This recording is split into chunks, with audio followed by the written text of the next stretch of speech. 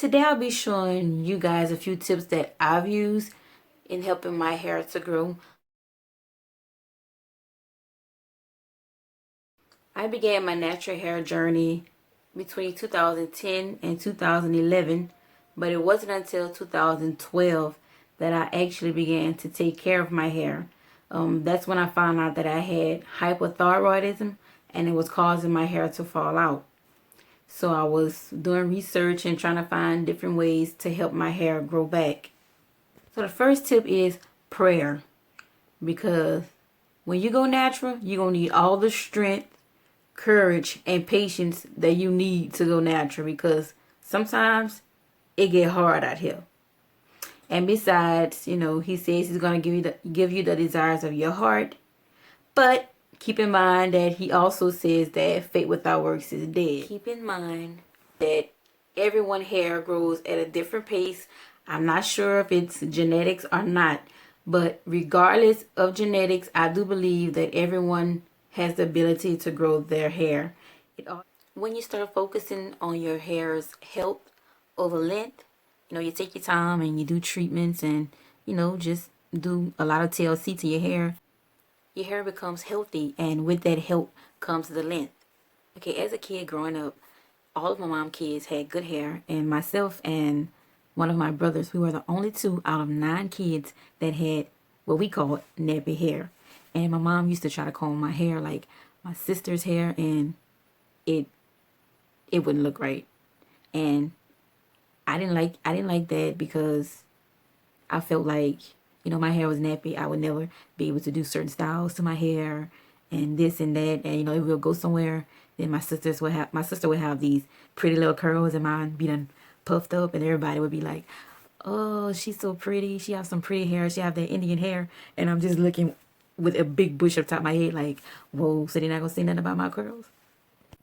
I had to learn to love my hair, because there was no point in me sitting down praying and wishing that one day I would just wake up with some Indian looking hair. There was no way. So I learned to style my hair the way that I like to style it. So what, my curls wasn't as pretty as hers. It didn't matter. It was my hair, and I was beginning to love my hair because it was mine. Listen to your hair. If a product is working for your mom or a friend, but it's not working for you, just get rid of it. Don't try to force something to work if it's not working. What works for others, it may not work for you. What I mean by this is, if you've been using a product for 3 to 4 weeks and you don't see any type of improvement in your hair, then it's time to let it go. But you honestly have to give a product a chance. Like the Shea Moisture products. When I first started using that particular hairline, it did not work for my hair. But I began to use it like from week to week, and my hair started to like it. So you have to give a product a chance. You can't be like, let's say like with the Wild Growth Hair Oil. Everybody that know me know that's what I use. And I would have some people come up to me and be like, well, that don't work for my hair. I've been using it for a week and I don't see any growth. Duh. You will not reach waist length in a week. Come on. You have to give a product a chance. And if you're just beginning your natural hair journey, I suggest finding a hair product line and sticking with that product. Do not be switching and mixing up different products, because you're not going to know what's working for your hair. When I first went natural, I stuck with Mane and Tail, Wild Growth Hair Oil, and ORS products. Nothing else. You couldn't get me to try anything else. I was never a product junkie. If it wasn't for my husband buying me my first Shea Moisture shampoo and conditioner, I would probably still be using Mane and Tail. But now that my hair is basically to my desired length, I am more open and comfortable with adding other products into my regimen. But I would not suggest doing it unless you feel that your hair is healthy enough or you've reached that length that you want. Leave your hair alone. Low manipulation and protective styles are great when you're trying to grow your hair. Wash and goes are great, but I wouldn't suggest doing it often if your hair tangles easily like mine, because it get hard. And you don't want to make the process harder than what it have to be. So yeah, and I also suggest moisturizing your hair both before and after a protective style. Start a hair regimen and stick to it. If you say that you're going to do this or you're going to do that, do this or do that. Don't be going all around the world. Find one thing and stick to it.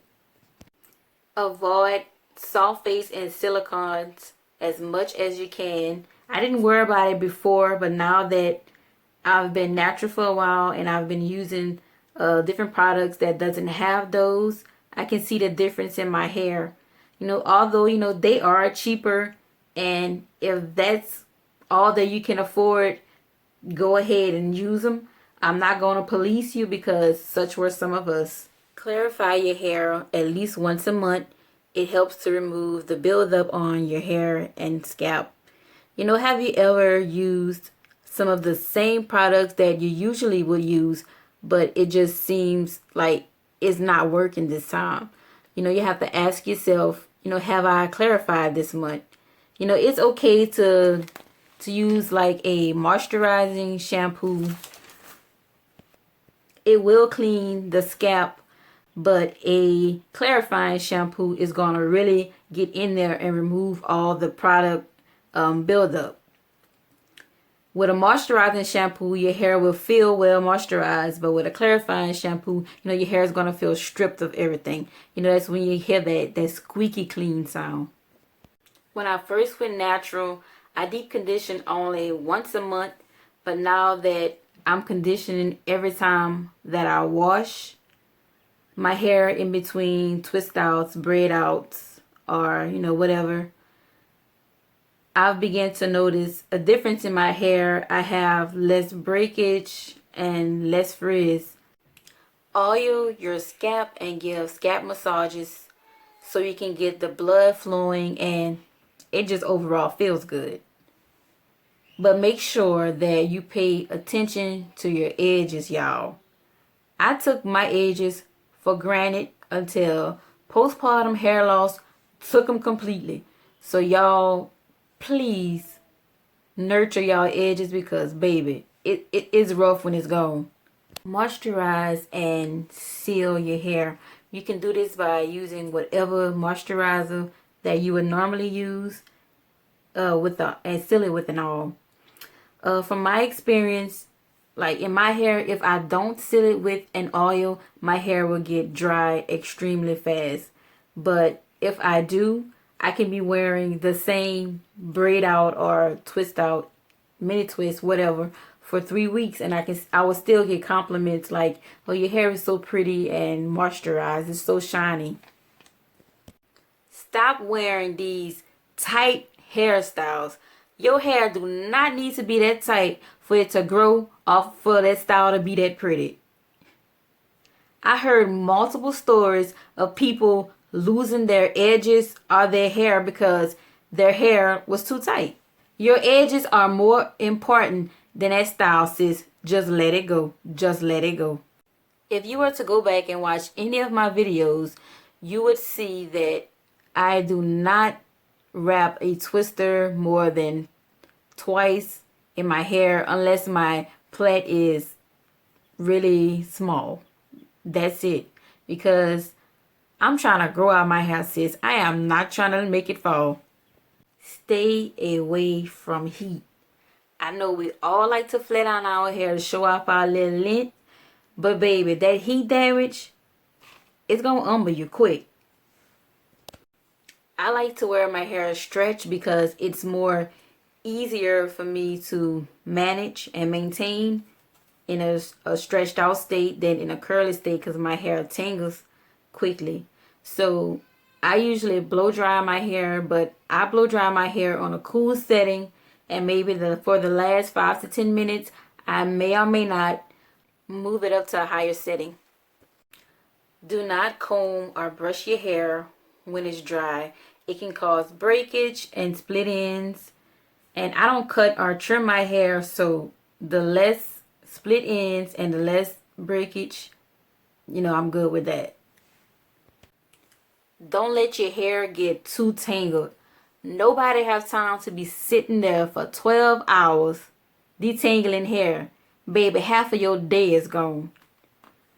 Sometimes, it does happen. Your hair gets tangled. But I suggest using a detangler or conditioner. Those seems to help a lot when your hair is tangled. Which brings me to my next tip. Find a detangling method that works for you. Me personally, I like to finger detangle, but sometimes you don't really have time for that. See, I have a lot of hair, I have kids and other responsibilities, so I have to improvise. So I use a wide tooth comb or a detangle brush. By all means, do not, and I repeat, do not detangle your hair when you are in a rush or angry. Do not. Sleep with a bonnet on or a silk or satin scarf. That's all I wear. My husband probably don't even know how my hair looks anymore. Joking. But if you're a bad sleeper, get you a satin or silk pillowcase. Or if you don't have those, you might have a silk blouse just in a closet and you're not using it. You can use it for that. Love yourself. That's one of the most important tips of them all. If you cannot love yourself, you won't be able to love the hair that's growing on your head. Think about it.